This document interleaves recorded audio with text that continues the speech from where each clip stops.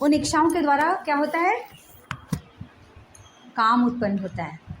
अब हमने इच्छाएं तो जागृत कर ली, अब उसे काम क्या हुआ, उसे पूरा करने की चाह। देखिए काम बेसिकली क्या है, जब इच्छाएं जागृत होती हैं तो उस इच्छाओं को जागृत करने के लिए हम कुछ कार्य करना चाहेंगे, तो हमारी जो इच्छा वो जागृत होगी ना, उस कार्य को पूरा करने की, उसे कहते हैं काम। अब ये काम जब पूरा नहीं होता, मतलब उस कार्य को हम सपोज किए, दो चीज़ें होती है, तो करते हैं और दूसरा नहीं कर पाते हैं, तो दोनों चीज़ें में हमारी इच्छाएं अधूरी रह जाती। कैसे?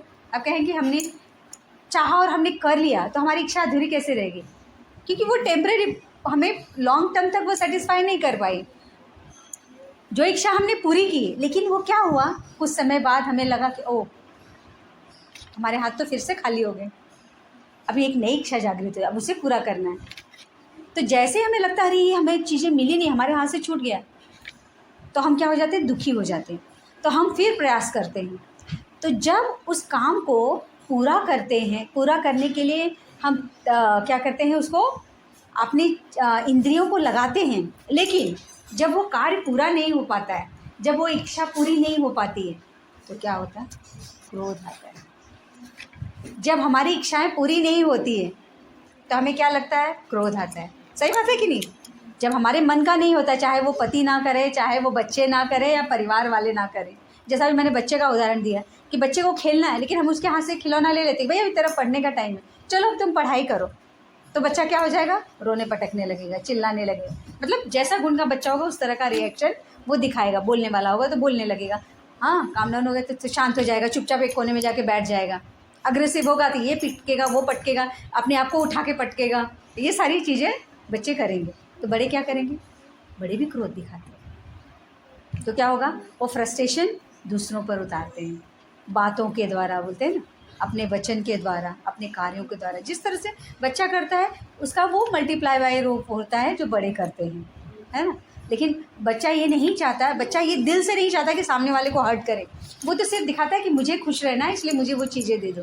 लेकिन बड़ा कितनी बार वह जानबूझ के हर्ट कर देता है, उसे पता है मैं कुछ कहूँगा या कहूँगी तो सामने वालों को तकलीफ होगा, लेकिन मेरी इच्छा पूरी नहीं हुई है तो सामने वालों को भी सुखी रहने का कोई हक नहीं है।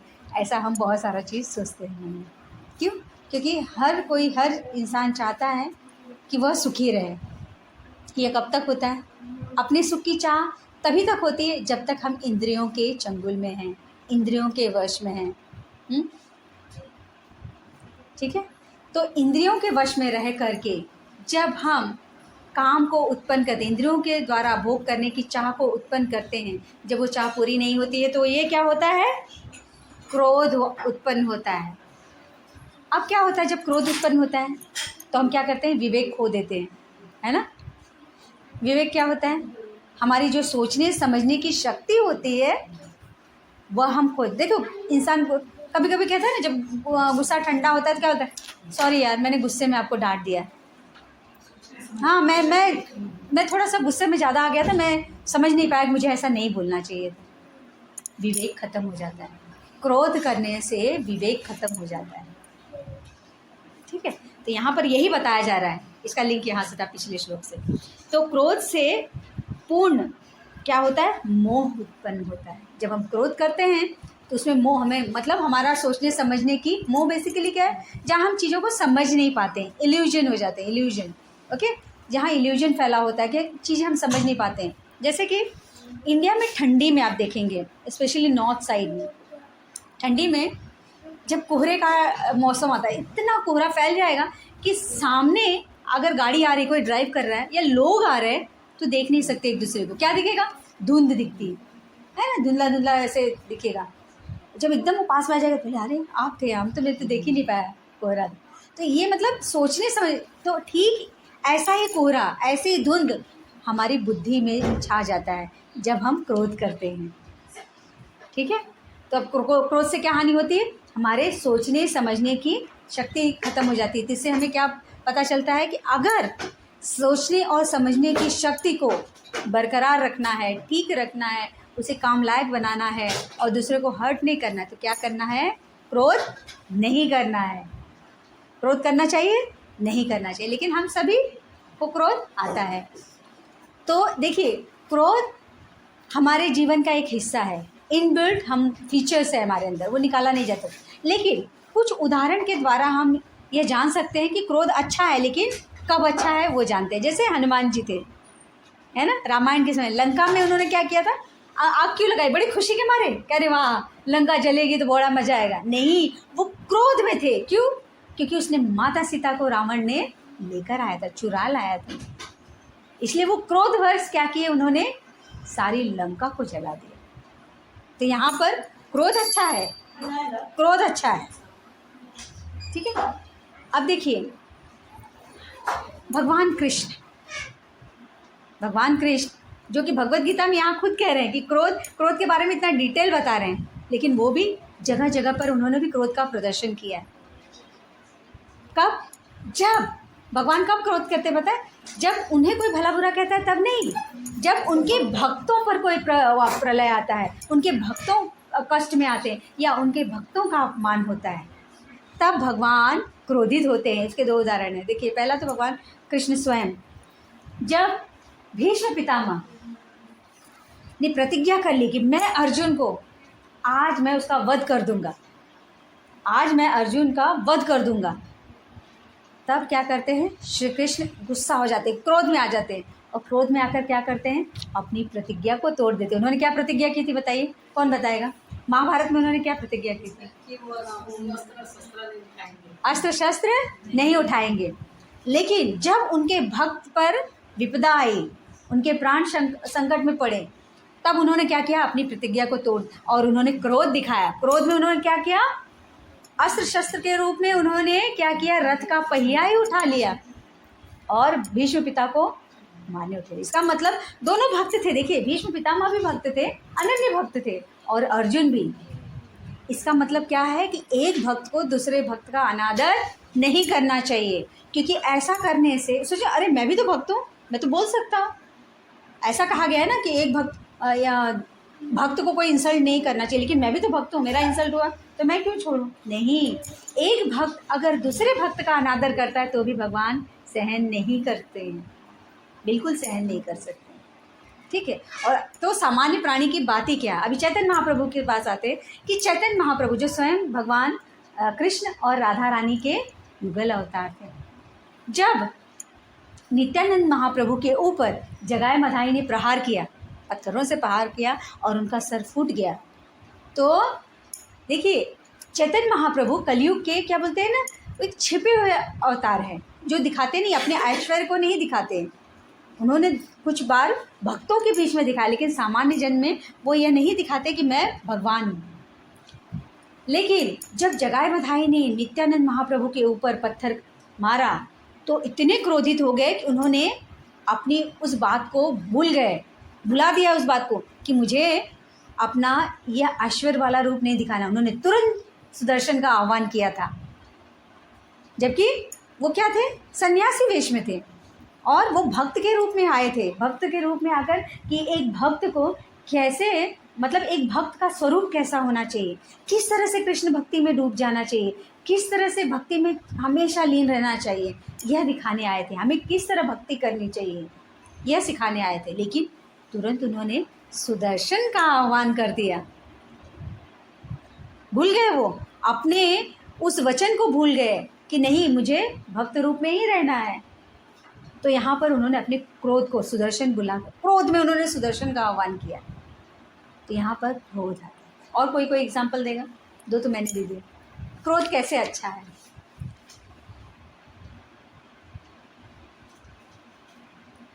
कोई दीजिए। भक्ति में हम क्रोध को यूज़ कर सकते हैं। देखिए, क्रोध तो हमसे जाने वाला नहीं है, थोड़ा सा उसको मिनिमाइज कर सकते, मतलब उसको हम शेप दे सकते हैं। ध्रुव जब बच्चा था, उनकी जो स्टेप मदर थी, उसके बोला कि आप अपने फादर के बैक पे नहीं रह सकते। उसको क्रोध आया, क्रोध के लिए अपनी मदर के पास गया, बैक पे नहीं रह सकते। उसकी मदर बोलती है कि तुम भगवान का, उसी क्रोध पर शिव हो गए थे कि अपना सब कुछ पाने के लिए, इसलिए उन्होंने भक्ति की अपने प्रभु। वेरी नाइस, ये भी एग्जाम्पल है, क्योंकि उन्हें गुस्सा आ गया था ना, बच्चे थे ना, बच्चे को आप गोदी से उठाओ तो कितना बुरा मान जाता है। वो भी उनका खुद का पिता के गोदी से उनकी स्टेप मदर उठा रही है, तो गुस्सा है ना। उस क्रोध के चलते ही तो भगवान मिले ना। पहले वो क्या चाहते थे उन्हें अपने पर पिता, हाँ, फादर के भी फादर से भी बड़ा उनको साम्राज्य चाहिए थे। यानी कौन उनके पर पिता कौन थे? ब्रह्मा जी। ब्रह्मा जी से बड़ा उनको राज्य चाहिए था, है ना। लेकिन जैसे भगवान का दर्शन किया सब भूल गए, बोले नहीं, मैं तो कांच के टुकड़े के पीछे भाग रहा था, मुझे हीरा मिल गया, मुझे और कुछ नहीं चाहिए। तो क्रोध, देखिए किसी को क्रोध आता है तो क्रोध करे। क्रोध कैसे? देखिए क्रोध वाला व्यक्ति बहुत, क्या बोलते हैं, बहुत वो शांत बैठने वाला व्यक्ति नहीं होता है, बहुत एनर्जेटिक होता है। तो उसे अपनी एनर्जी कहाँ लगानी चाहिए? सेवा में लगानी चाहिए।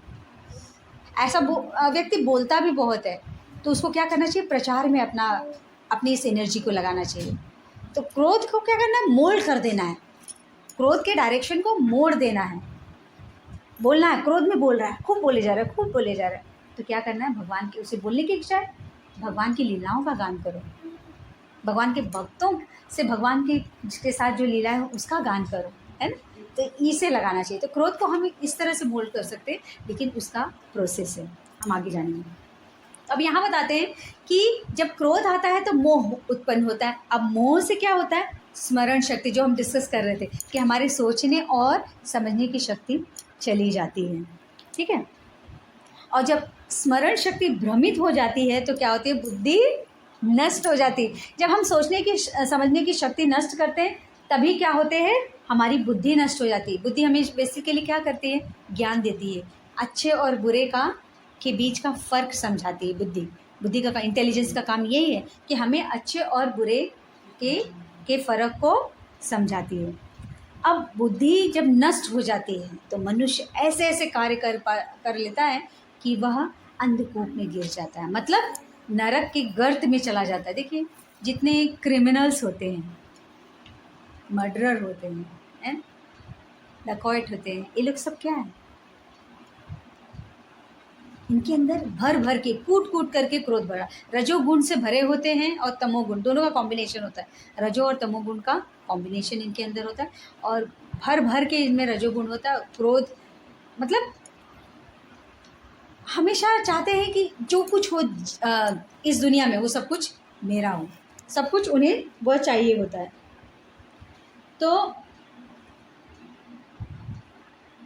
अब ये जब ऐसी प्रकृति होगी कि सब कुछ मेरा हो, भोगने की चाह, जैसे कहा ना काम उत्पन्न होता है, काम उत्पन्न होता है इंद्रियों से। भोग का जब यह इच्छा प्रबल होगी और वह पूरी नहीं होगी तो क्या होगा?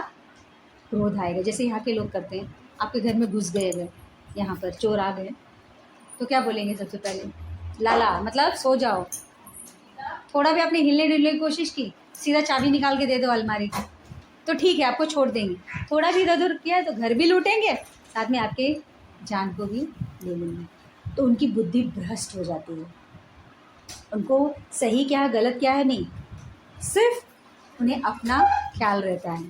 तो अभी देखा जाए तो चैप्टर 3 टेक्स्ट 37 में भगवान कहते हैं, काम एष क्रोध एष रजोगुण समुद्भव महाशनो महापापमा विद्ये निमीह वैरिणम। भगवान यहाँ पर कहते हैं कि अर्जुन, अब यह जो काम है बेसिकली आता कहाँ से? देखिए सबका लिंक हो रहा है, हम लिंक जानेंगे तो ये अच्छे से क्लियर होगा। रजोगुण, जैसे मैंने स्टार्टिंग में बताया कि रजोगुण, तो इस प्रकृति में जो तीनों गुण है आपको पता है, सत्वगुण, रजोगुण और तमोगुण है। तो जब अगर कोई क्रोधी व्यक्ति है तो उसे समझ जाना चाहिए कि वो रजोगुण का व्यक्ति है और उसमें तमोगुण, अगर वह पाप कर्म कर रहा है तो तमोगुणी भी है। दोनों, हमेशा तीनों गुण हर एक व्यक्ति में मौजूद रहते हैं। हमेशा कोई व्यक्ति एक गुण में नहीं रहता, हमेशा वो तीनों गुण से लिप्त रहता है। तो जिसमें अब क्या होता है, कौन सी, अगर कोई व्यक्ति, जैसे हमने पहले डिस्कस किया था, कोई व्यक्ति अगर एक गुण में ज़्यादा है, हमेशा एक गुण का प्रभाव ज़्यादा होता है, तो वही गुण का व्यक्ति वो मतलब अपने हाव भाव से वो ज़्यादा प्रदर्शन उसी चीज़ का करता है। लेकिन सेम टाइम पे उसमें सेकंड 2 गुण भी होते हैं। अगर सत्वगुणी व्यक्ति है तो क्या होगा? हमेशा काम होगा, शांत होगा, बहुत ही दयालु प्रकृति का होगा और लोगों को हेल्पफुल होगा बहुत, और पूजा पाठ में होगा, दान दक्षिणा में होगा। तो ये सब इससे पता चलेगा कि सामने वाला सत्वगुणी है। लेकिन साथ में ही उसमें रजोगुण और तमोगुण भी होते हैं, समय समय पर वो भी प्रदर्शित होते हैं, क्योंकि तीनों गुण से निहित ही बॉडी बनती है, एक गुण से पूरी बॉडी नहीं बनती है। ठीक है, सेम मैनर अगर रजोगुणी व्यक्ति है तो क्या होगा, उसे मान प्रतिष्ठा बहुत चाहिए होगी। हमेशा क्या चाहिए होगी कि वो हमेशा नंबर 1 पे रहे, सब उसके क्या करें, वाहवाही करें, उसको प्रेज करें और वो हमेशा टॉप मोस्ट लेवल पे रहे, ये उसकी इच्छा होगी। और दिन रात गधा मजूरी करना, मतलब ही वर्क लाइक एस, मतलब इसके गधे जैसा वो दिन रात काम करता रहेगा और अपने इंद्रियों को सुख करने के लिए दिन रात लगा रहेगा। लेकिन साथ में सतोगुण, कभी कभी वो चैरिटी करेगा और कभी कभी बहुत थक जाएगा, कुछ व्यसन भी करेगा, रजोगुणी व्यक्ति। तो तीनों गुण उसके अंदर आ जाते हैं। अब आया तमोगुणी व्यक्ति, जो कि हमने डिस्कस किया था। तमोगुणी व्यक्ति हमेशा आलस, प्रमाद इसमें ही रहेगा, हमेशा झगड़ालू, कोई भी बात का उससे सेटिस्फैक्शन नहीं रहता, हमेशा अपनी इसमें रहेगा, व्यसन का अधिकारी रहेगा, मीट ईटर होगा और उसे भगवान में फेथ नहीं होगा। ठीक है, वो एकदम ग्रॉस लेवल का जो तमोगुणी होते हैं उसमें इस तरह का हालत बहुत ख़राब होती है। ठीक है, तो अब यहाँ पर बता रहे हैं भगवान, जो कहते हैं कि यही सेम चीज़ यहाँ भी बता रहे हैं कि काम से क्या होता है, क्रोध उत्पन्न होता है, और रजोगुण के संपर्क से काम उत्पन्न होता है, काम से क्रोध उत्पन्न होता है, और उसके बाद हम वापस से क्या हो जाते हैं, नर्क के गर्त में चले जाते हैं। क्योंकि यही जो क्रोध है हमारा क्या है, सबसे बड़ा शत्रु है। कैसे शत्रु है, क्योंकि ये हमें भुला देता है कि हमें कुछ सत्कर्म भी करने हैं, हमें हमेशा वो पाप कर्म में लगा देता है। तो अब यहाँ पर श्रील प्रभुपाद जी कहते हैं कि जो कृष्ण भावनामृत के विकास के लिए जो मनुष्य कार्य करता है, वह क्या कहता है, वह हमेशा भगवान के बारे में सोचता है, भगवान की सेवा में अपने आप को लीन रहता है। ठीक है, लेकिन जो कृत्रिम ढंग से और क्या करता है कि भौतिक, बहुत सारे लोग रहते हैं जो निर्विशेषवादी हैं, वो लोग क्या करते हैं, वो भगवान को नहीं मानते, भगवान के स्वरूप में बिलीव नहीं करते, तो क्या करते हैं, सोचते हैं कि भगवान को क्या भोग लगाना है, भगवान का कोई स्वरूप थोड़ी ना है, भगवान हमारे जैसे मनुष्य थोड़ी ना है।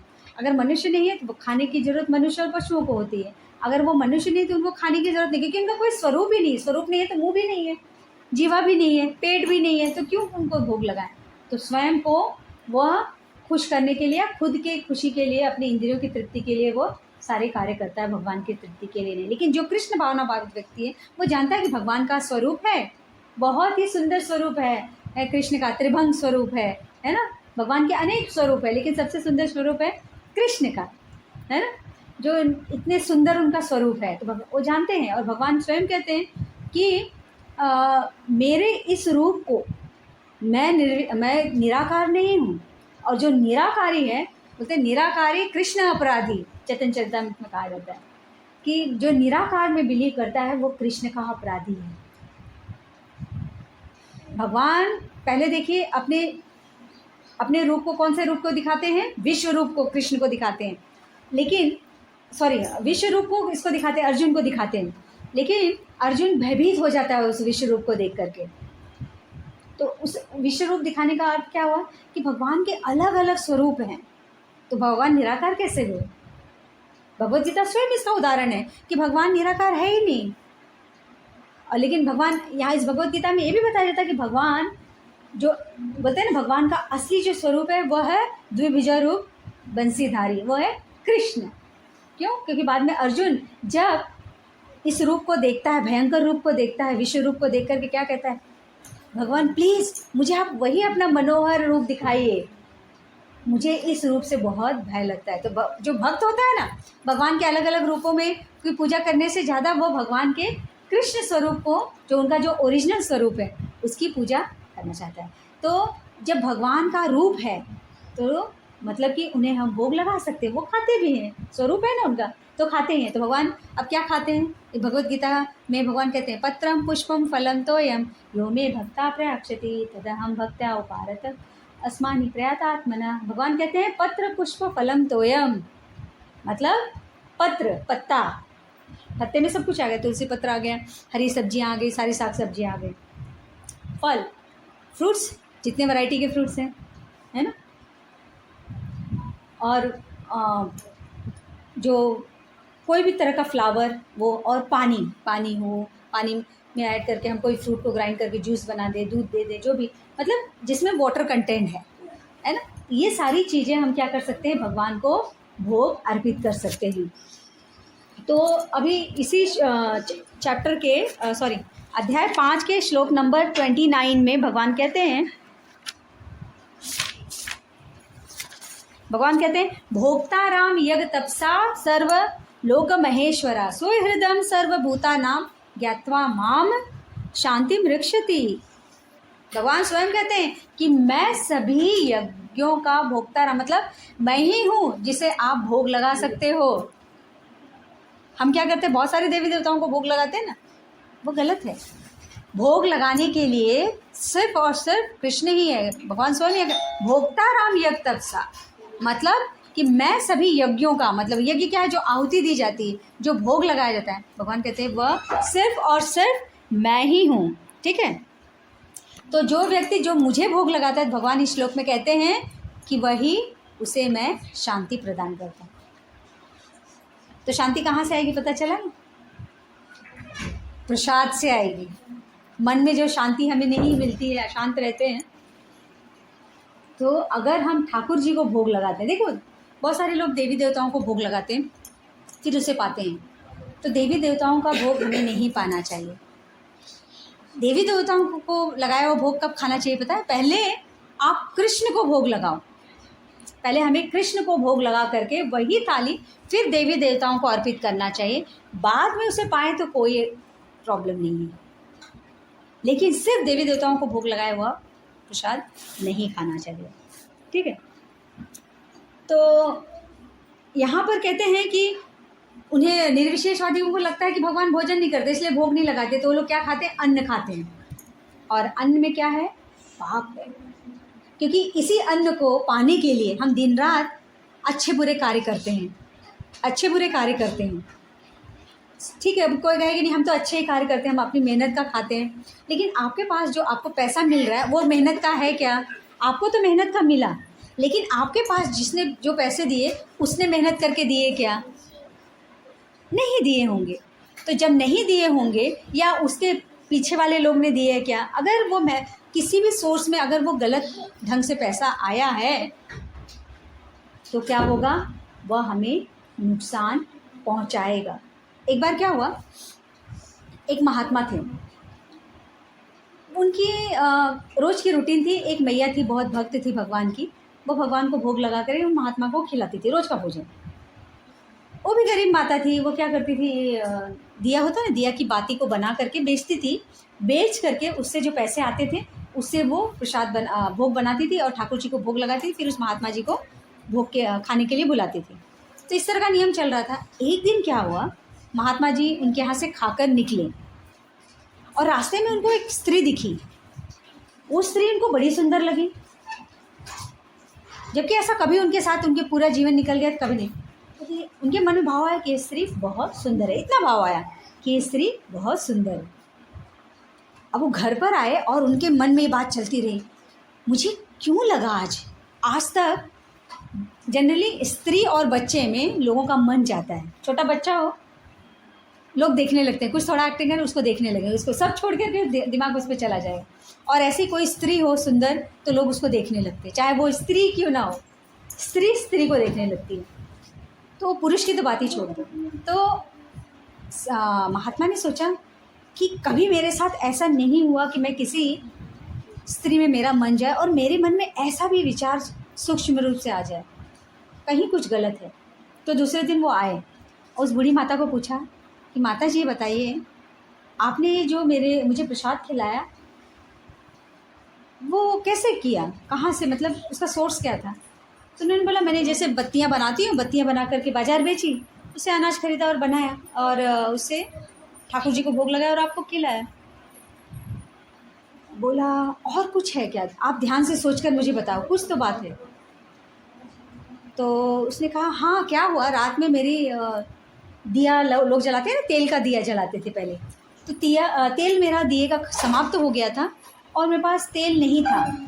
तो मैंने क्या किया, पड़ोस में बाहर दिया जल रहा था, तो मैं वहाँ पर बैठ करके दिया बनाया, अपनी बत्तियाँ बनाई। पड़ोस की जो दिया जल रहा था उसकी रोशनी में मैंने बत्तियाँ बनाई और उसे बेचा था और उससे आपको प्रसाद खिलाया। तो संत ने कहा कि काम करिए, आप पता लगाइए कि पड़ोस में आपके कौन रहता है। तो बूढ़ी माता ने कहा वहाँ पर परिवार वाले लोग रहते हैं, सिर्फ स्त्रियाँ और बच्चे हैं। तो बोले उनके पुरुष? बोले एक्चुअली उनका बिजनेस ना, वो लोग डकैत हैं, वो लोग यहाँ रात में नहीं रहते, वो लोग डकैती करते हैं और सारा लूट मार करके चीज़ें लाते हैं और अपने बच्चों और पत्नी को गुजारा करते हैं। तो देखिए कितनी सूक्ष्म बात है। तब उनको, महात्मा को समझ में आ गया कि ये पाप की कमाई से वो जो तेल था उसकी रोशनी से जो इस माता ने दिया बनाया, जो दिया जल रहा था उसमें जो तेल था वो पाप की कमाई का था, और उसकी रोशनी में माता जी ने जो दिया बनाया तो क्या हो गया, उसमें उसका प्रभाव आया। अब उसको बेचने के बाद जो पैसे लाए उसमें भी प्रभाव रहा, और उसमें जो अन्न बनाया भले ठाकुर जी को भोग लगाए लेकिन उसका असर रहा।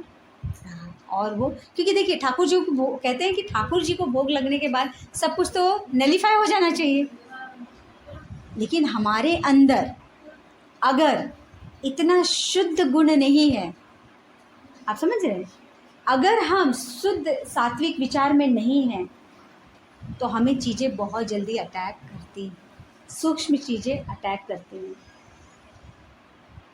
ठीक है, तो महात्मा ने बोला हमारी आत्मा को शुद्ध रखना पड़ेगा।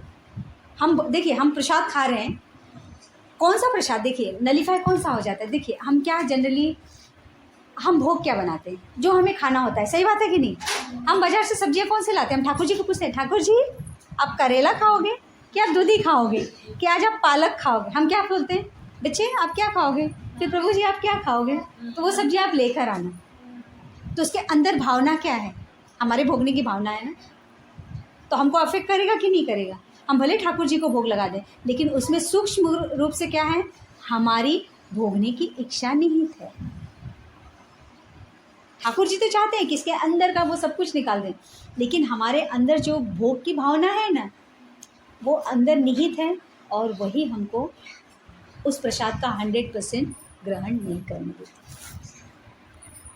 तो इंद्रियां, देखिए इंद्रियों से हमें क्या करना है, इंद्रियों के प्रभाव को कम करने के लिए हमें क्या करना चाहिए, भगवान में हमें अपनी प्रीति को बढ़ाना पड़ेगा। नहीं तो क्या करेगी ये इंद्रियां, जो कि इसी अध्याय के 67 श्लोक में कहते हैं, इंद्रियाणाम ही चरताम यन्मनो अनुविधीयते तसत्य हरति प्रज्ञां वायुर्नावमिवाम्भसि। मतलब जिस तरह से हवा नाव को दूर तक बहा के लेके जाती है ना, जिस डायरेक्शन में हवा जाती है उसी तरह नाव को बहा ले जाती, ठीक उसी तरह से ये जो इंद्रियां हैं, ये जो विचरणशील इंद्रियां हैं, अगर हमारा मन इसमें से किसी भी एक इंद्रिय में लग गया, ये नहीं कह रहे कि सारी इंद्रियां, देखिए सारी इंद्रियां नहीं, जरूरी नहीं कि सारी इंद्रियां लगें, एक इंद्रिय भी लग गई तो हमारा क्या होगा, हरि बोल हो जाएगा। हम तो गए काम से ना, वो बोलते हैं ना धोबी का कुत्ता ना घर का ना हाट का। इतना सारा भगवान का नाम लेने के बाद भी हमारा परिणाम बुरा हो जाएगा। तो सबसे पहले क्या करना है, इन इंद्रियों को कंट्रोल करना है, वरना ये इंद्रियां हमें बहाते बहाते कहाँ से कहाँ। जैसे एक बार स्टोरी सुनाया था ना कि राधा रानी के घाघरे से शुरू हुआ था, एंड हुआ जाके न्यूयॉर्क में। आप लोग को शायद वो स्टोरी याद हो कि राधा रानी के घाघरे से हम उस शुरुआत की थी। स्टोरी नहीं याद है, बड़ी स्टोरी अभी नहीं सुना सकते, कभी सुनाएंगे फिर वो स्टोरी। वो जाके वो चैंटिंग करते समय राधा रानी के स्कर्ट से बात शुरू हुई थी और बाद में ख़त्म हुई थी न्यूयॉर्क में जाके खुद के स्कर्ट पे जाके। तो ऐसे हमारी इंद्रियां हैं, हमारी इंद्रियां एक भी इंद्रिय को भोग करने का हमने अगर फ्रीडम दे दिया तो हम गए काम से। तब तो हमारी भक्ति को बोलते हैं ना कि फिर हम तो राम भरोसे, भगवान के भरोसे। तो इसी तरह भगवान के भरोसे पूरी तरह छोड़ देंगे तो भी ठीक है, लेकिन हम ये सोचें कि हम इंद्रियों का भोग करते करते भगवान की भक्ति भी करेंगे। जैसे कहते हैं ना, दोनों नाव पर पैर रख कर चलेंगे तो ये तो होने वाला नहीं है। ठीक है, तो इस क्रोध को शांत करना होगा। क्रोध को शांत करने के लिए क्या करना होगा? भगवान का प्रसाद खाना होगा, इंद्रियों को भगवान की सेवा में लगाना होगा। हर एक इंद्रिय को भगवान की सेवा में लगाना होगा। ठीक है, तो जब हम हर एक इंद्रियों को भगवान की सेवा में लगाएंगे तो ये क्रोध कम हो जाएगा। ठीक है, तो क्रोध कम करने के लिए इंद्रियों को कंट्रोल करना बहुत ज़रूरी है। तो यहाँ पर एक बाबा जी की कथा आती है। तो बाबा जी एक थे, वो एक गांव के पास में झोपड़ी बनाकर रहते थे, बहुत ही शांत प्रिय।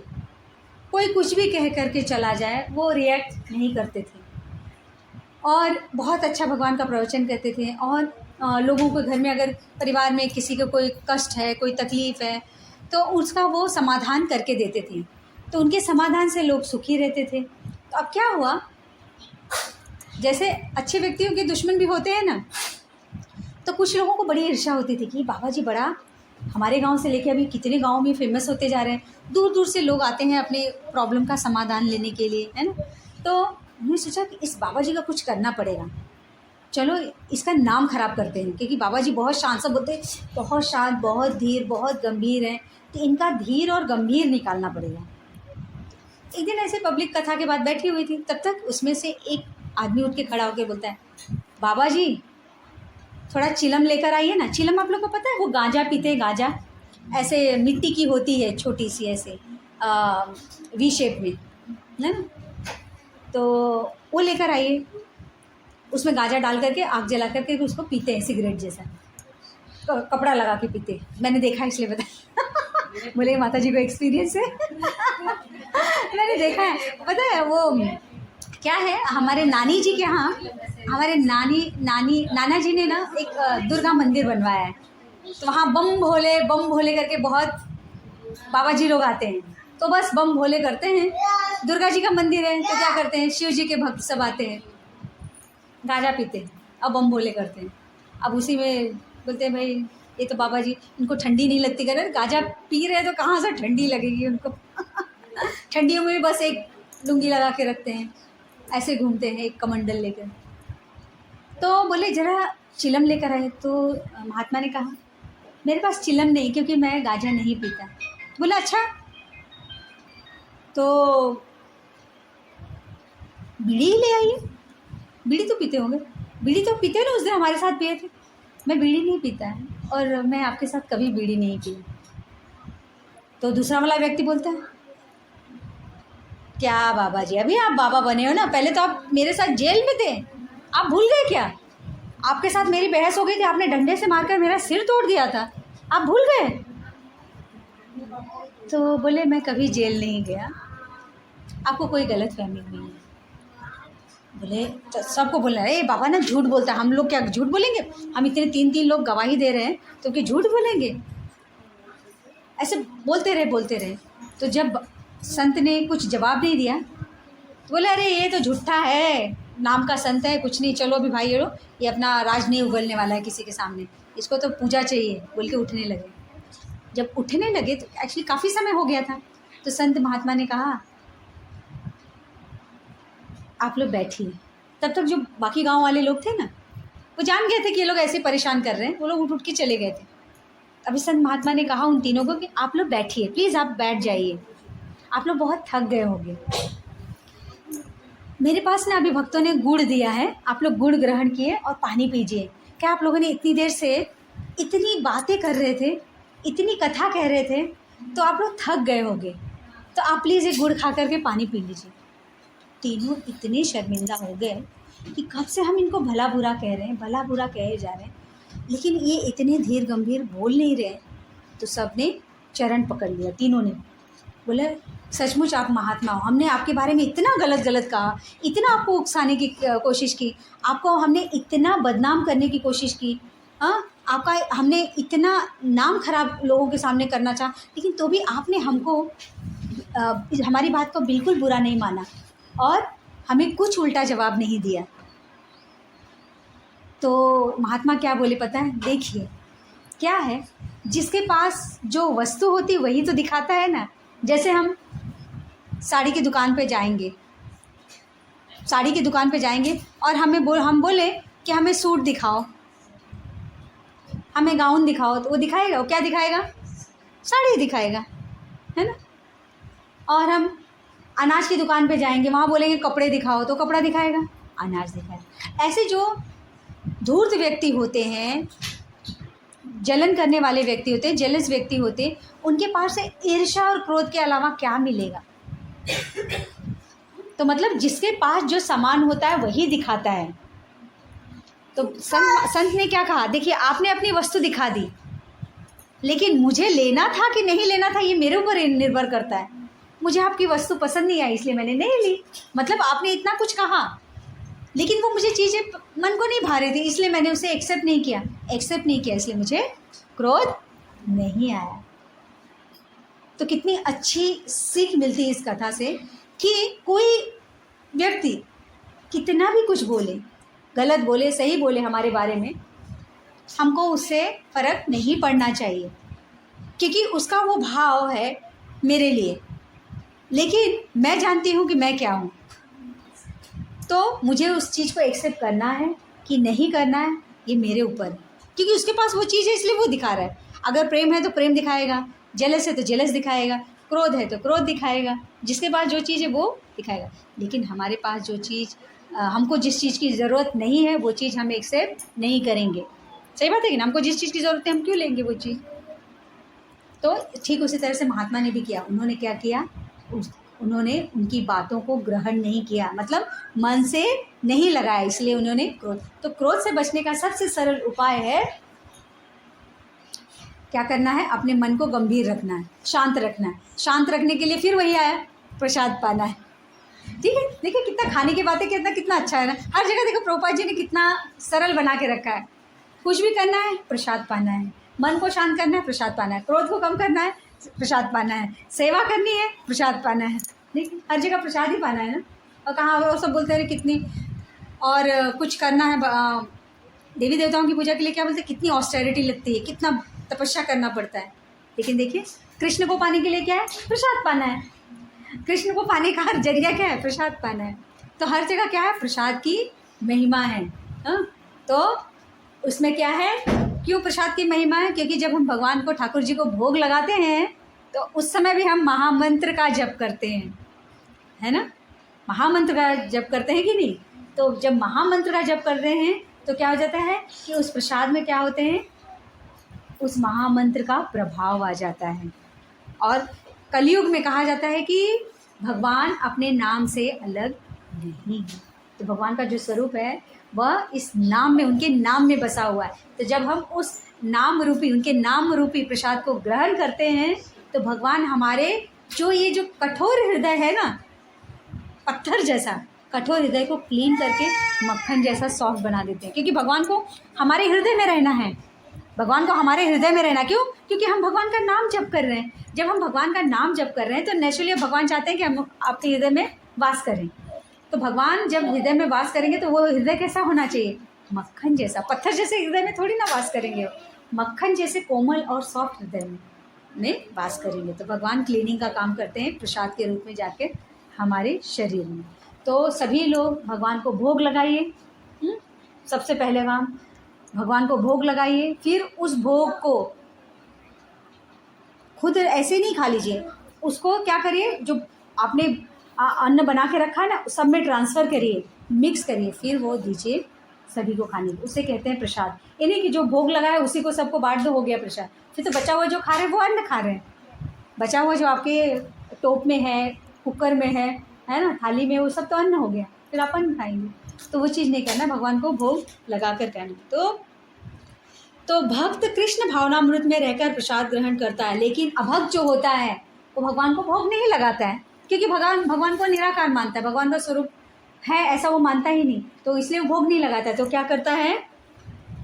वो अन्न खाता है, वो भगवान के भोग को वो एक तरह से क्या करता है? वो तिरस्कार करता है।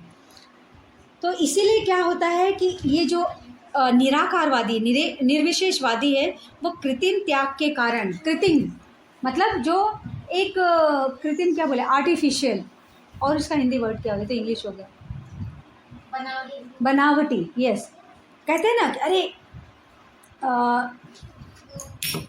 बनावटी दिखाते हैं ना कि हम इतनी तपस्या, बहुत सारे आप देखोगे भगवान के स्वरूप में विश्वास नहीं करते, लेकिन देखोगे कि कई सालों से उन्होंने किसी चीज़ का त्याग कर दिया है।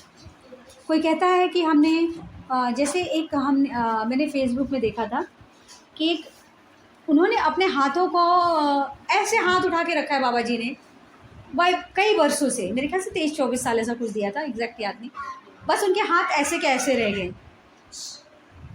भाई हाथ ठाकुर जी की सेवा के लिए हैं, माला जप करने के लिए, उनको उठा के रख करके क्या ऑस्टेरिटी, भगवान ने कहीं नहीं कहा है कि आप अपना एक हाथ पैर रख करके ऊपर कर दो, या आग के बीच में गर्मी में बैठ जाओ, या ठंड में जाके पानी में खड़े रहो तभी मैं प्रसन्न होऊंगा। भगवान ने ऐसा कहीं ना कहा है, भगवान ने ऐसा कहीं नहीं कहा है। भगवान ने क्या कहा है, मेरे नाम का जप करो, सततम कीर्तयन्तो माम भजताम प्रीति पूर्वकम, मेरे नाम का कीर्तन प्रेम पूर्वक करो, मेरे नाम का जप प्रेम पूर्वक करो। उन्होंने तपस्या करने के लिए नहीं कहा कि सिर्फ केला खा के महीनों भर रहो, या फिर दूध पीकर महीनों भर रहो, या 8 दिन रहो, 10 दिन रहो, है ना, ऐसा कुछ नहीं कहा। प्रसाद पाओ, एकादशी के दिन अन्न मत खाओ, है ना, अन्न नहीं खाना है, ऐसा नहीं। देखिए जिसकी जितनी कैपेसिटी है, हरि बोल हरि बोल, ऐसा नहीं कि जिसकी जितनी कैपेसिटी है कोई निर्जल कर सकता है तो वेल एंड गुड, लेकिन इसका मतलब है नहीं है कि एकादशी के दिन सबको निर्जल ही करना है। भावग्राही जनार्दन, कृष्ण क्या है, भाव के भूखे हैं। अगर किसी का भाव है कि मैं निर्जल रह करके भगवान की सेवा करूं, लेकिन इसका मतलब ये नहीं कि आपने निर्जल किया तो ओह बहुत चक्कर आ रहा है, बहुत थकान लग रही है, बस 25 माला कैसे भी पूरी कर लूँ, अब आगे तो मुझसे नहीं हो पाएगा, ऐसा करके छोड़ना नहीं है। जितनी हो सके उतनी चैंटिंग करनी, मिनिमम 25 राउंड करना, मिनिमम, ज़्यादा से ज़्यादा माला करनी है, भगवत गीता और भागवतम का पाठ करना है, भगवान के नाम का जप करना है, ठीक है। तो अब हम क्या करें, अगर निर्जल हैं, हमारी बॉडी में कैपेसिटी नहीं है, शक्ति नहीं है, तो क्या होगा, हमें थकान लगेगी, थकान लगेगी, तो हम क्या कर पाएंगे, जब कर पाएंगे, भगवान के लिए भोग बना पाएंगे, अच्छे से मन लग पाएगा, नहीं, पूरा टाइम तो अपनी थक लग रही है, थकान लग रही है, फिर क्या सर दुख रहा है ना। जैसे मैं हूँ, मैं निर्जल कर लूँ तो मेरा तो हरी बोल हो जाता है, सर गया। तो ऐसे निर्जल का क्या फ़ायदा जब हम भगवान का नाम नहीं ले पाए, भगवान का भोग नहीं कर पाए, भोग नहीं लगा पाए। तो ऐसे नहीं, तो क्या करना है, फल पे रहना। अगर फल नहीं खा पाते हैं, फल से भी प्रॉब्लम है, तो क्या, जो एकादशी का व्रत का जो होता है प्रसाद, वो पाओ, लेकिन किसी भी सूरत में अन्न नहीं खाना है, किसी भी सूरत में अन्न नहीं ग्रहण करना है, ठीक है। तो यहाँ पर क्या बताया जा रहा है कि जो निर्विशेषवादी हैं, जो भगवान के भोग का तिरस्कार करते हैं, वो क्या करते हैं कि उनका मन इससे क्या होता है, विचलित रहता है, और उस विचलित मन की वजह से वो क्या होता है, अंधकूप में गिर जाते हैं। मतलब क्या होता है, वह हर जन्म में एक नया शरीर धारण करते हैं, और धीरे धीरे क्या करते हैं, वो अधोगति को प्राप्त करते हैं, मतलब लोअर स्पीसीज में जाते रहते हैं। भगवान को नहीं मानेंगे, भगवान के स्वरूप को नहीं मानेंगे, तो क्या हम भगवान की भक्ति करेंगे, नहीं करेंगे। जब नहीं करेंगे तो क्या करेंगे, अन्न में जो पाप है उसको खाएंगे, इधर उधर की चीज़ें खाएंगे, सब पाप खाते खाते क्या अपने पाप के लेवल को बढ़ाएंगे, और फिर क्या होगा, नेक्स्ट जो शरीर होगा वो हमारे जो सोच है, हमारी कॉन्शियसनेस है, उसके हिसाब से हमें लोअर स्पीसीज में जाना पड़ेगा, और हम जाएंगे। तो यहाँ यही बताया जा रहा है कि ये अंधकूप में गिर कर के बार बार क्या होंगे, जन्म मृत्यु जरा व्याधि के चक्र में घूमते रहेंगे, ठीक है, और उन्हें कोई आश्रय नहीं मिल पाएगा। उन्हें मतलब आश्रय बोलते हैं ना, मारे कृष्णा राखे के, राखे कृष्णा मारे के।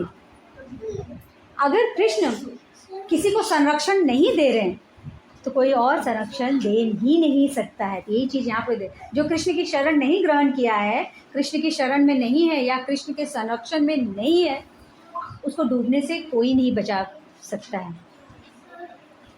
जैसे एक बार यशोदा मैया यमुना में क्या कर रही थी कि वो सब दीप दान कर रहे थे, यमुना मैया को दीप दान कर रहे थे। तो दीप दान करते तो कृष्णा ने बोला कि मैया मैं भी दीप दान करूँगा, तो पानी में चले गए, वो भी दीप को कर रहे थे।